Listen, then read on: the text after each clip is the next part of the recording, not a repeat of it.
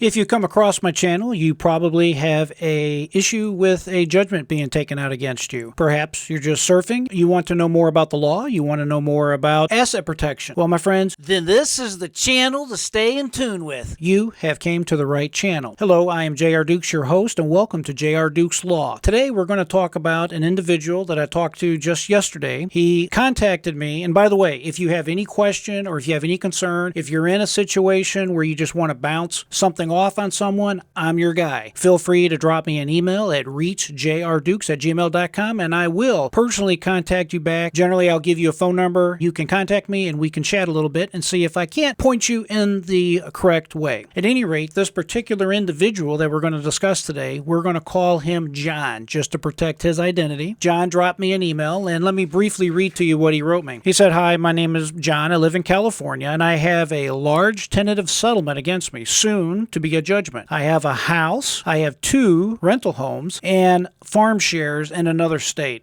Apparently, he owns some kind of farm, or at least a share of a farm in another state other than California. He goes on, "If I move to Florida, how would I protect the shares? And also, I rely on rental property for my income. So would it be protected if I sold them and bought rental property in Florida?" We're going to talk about John. John contacted me, and he told me through life events, he has a $800,000 judgment coming down the pike. I asked him how long ago this happened, and he informed me it just happened. He was just in court, and a judge awarded a settlement against him in the amount of $800,000. So let me tell you generally how it works. At least I can tell you how it works in my home state here in Florida. You go to court, and let's say you have a bench trial in front of a judge, jury trial, bench trial, whatever. There's some kind of trial. We're talking about a civil trial. Basically, you put on your case, the other side puts on their case, the judge comes to the decision, and in John's case here, he has a $800,000 verdict that's going to be a judgment shortly taken out against him. Well, from the time that the court rules until they actually allow the judge to sign off on the judgment, takes maybe 30 days, maybe a little longer, maybe a little less. And then at that point, they are going to issue, at least here in Florida and Georgia and some other states, it's called a FIFA. FIFA, I believe is how they spell it. This is the judgment paper. This is the official judgment. And generally what happens is almost immediately in the county in which the judgment was issued, they will go ahead and file it with the court, and that basically has the effect of attaching to any kind of real property, and real property means homes, land that you own in that county, and that is bad news. John just went to trial. John knows this verdict has been issued, and he knows that the judgment in the form of the FIFA is coming right away. I was talking with John about this, and I asked him a few questions, and it turns out this is his situation. He owns a home, his personal residence in California. He has, I believe it was $800,000 value in the home.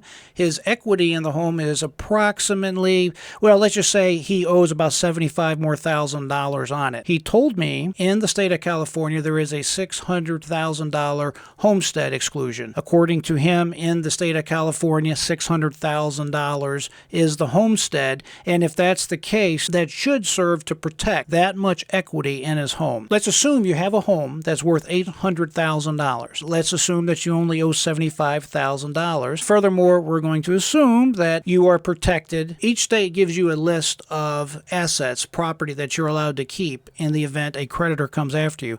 And for the sake of discussion, we're going to assume John is correct and $600,000 is protected in California. What would happen in that case is, let's say that the creditor came after him to take the house. Generally speaking, $600,000 of that money would be protected. So most creditors are not going to come after you if there is a low amount of equity that they can take. In this particular case, my understanding is this creditor is personal. John has really found the worst type of creditor, and that is a creditor that is really PO'd at you. This type of person, you just never know what they'll do. You'll never really be able to guess how much money they're willing to spend to make your life miserable. The other part of the story is he has 2 rental properties that he owns outright, and they are owned in his personal name. Unfortunately, you never want to own an asset as far as rental income property in your personal name. It is not a good idea,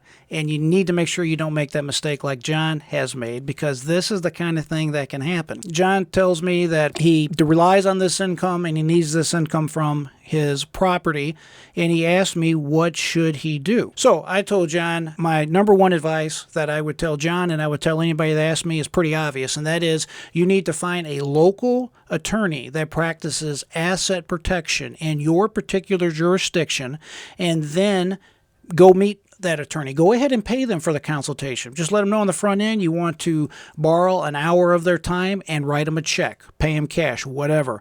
It will serve you to your credit to go ahead and find legal advice from someone that specifically practices asset protection. You don't want to get one of these attorneys that are a everything attorney. That's not going to work out well. You generally always want to find an attorney that practices exclusively asset protection, or at least that's one of their main areas, and they're very knowledgeable about it. Second, I told him, and this again is just my opinion, we'll call it J.R.Dukes theory. This is what I would do. I would contact, as far as the two rental homes go, I would contact one of these people you see everywhere that says, oh, we buy houses for cash. We can close right away. These ugly house people. I'm sure you've seen the signs and you've seen the advertisements somewhere. The reality is this. Those people will come out. They'll look at your house. They will buy the house right away. The problem you're going to run into is they're not going to give you full value for your home, not even close. Remember that case that was just in the news where that deputy sheriff out of, what was she? She was a jailer out of Alabama, ran away with that Casey White prisoner that she freed. That is a situation that I'm talking about here. She went ahead and she sold her house. Published reports has it at about 1/3 of the actual value of the home, but she was able to sell it right away and she was able to get cash. And that's what I would advise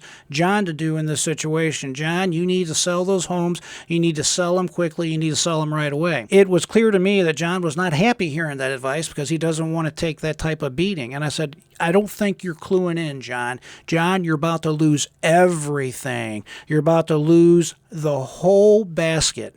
So ask yourself, do you want to pay these people all this money and let them take everything? Or would you rather take a third and get the hell out of Dodge? It's just that simple. I told him that if it was me, I would liquidate them two rental homes right away. As a matter of fact, I would liquidate my residence if you're able to do so. I would come to a state like Florida and buy a property in cash. You can come to a state like Florida with the generous unlimited Florida homestead exemption. You can show up here with cash, buy a house, and as long as it's your intention to make this home your immediate residence as of the time you buy the house is 100% protected. There are some exceptions for bankruptcy, but as long as you stay out of bankruptcy, you're fine. Make sure you don't file bankruptcy in that particular situation. I have several videos on this particular subject, so be sure to check out the videos relating to the Florida homestead that I just described. Now, John obviously doesn't want to lose that type of money in the rental home, so he asked me, and I have a lot of people ask me questions like this. He's like, JR, why can't I just transfer it to my daughter? I told him, John, that sounds like a great idea. I want you to take that idea, pull it out of your brain, and never think about it again. That is absolutely the worst thing that you can do in this particular situation, because what will happen, to make a long story really short, he will transfer the house to his daughter's name, and all he will do will be to end up making his daughter hate him. His daughter will hate him because she will be drawn in to a lawsuit. It's just that simple. At the end of the day, she's going to show up for court. The judge, through what's called a fraudulent conveyance, it's a civil procedure, but it's called a fraudulent conveyance. A judge is going to order this transaction undone. At the end of the day, the creditor will clearly walk away with both of those houses in that particular situation. So, John, as I was telling you, please do not do that. We also talked about his bank accounts.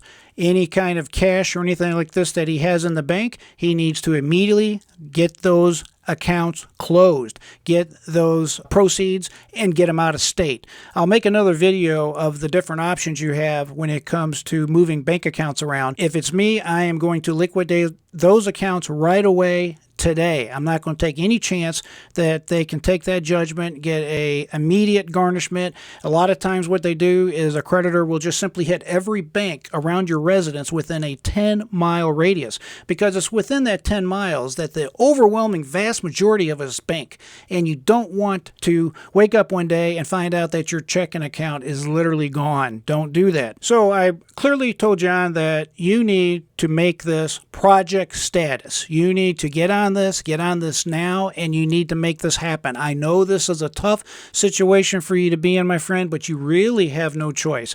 If you continue to drag your feet and you do not get a lawyer to give you some immediate advice, and you don't take the steps that I outlined, it's going to be to your peril, and you don't want to end up in a situation like that, as that is going to cost you an absolute fortune. So please, take my advice, get that money moved around, get those homes sold, and come on to Florida. There's plenty of room here for anybody that needs the fine asset protection laws that protect our great state here in Florida. In relation to the farm or the shares that he owns in a farm in another state, pretty well the same advice as I have on the other issues I would have in this particular situation. And basically, I would liquidate my shares as soon as possible, convert it to cash, come to a state like Florida, go ahead and purchase yourself a home and homestead that home by simply living in it and protect that asset. Folks, at the end of the day, what we can learn from John is the following. You have to plan ahead of time for asset protection. Asset protection is not something generally you can think of after you have been served with a lawsuit or when a lawsuit may come up. You need to take steps to protect yourself, to protect your family, to protect everything that you've been working for your entire life. You have to take those steps now. When you wait, you're going to end up, unfortunately, losing everything that you've worked for in your entire life. Please don't be cheap. Get off the wallet, get some legal advice, and get the structure set up that you need to protect you and your family for generations to come. I do appreciate you joining me today. Please be sure to hit the thumbs up button, like and subscribe to my channel. I want you to always remember to have that free mind and never give up, my friends. I am J.R. Dukes.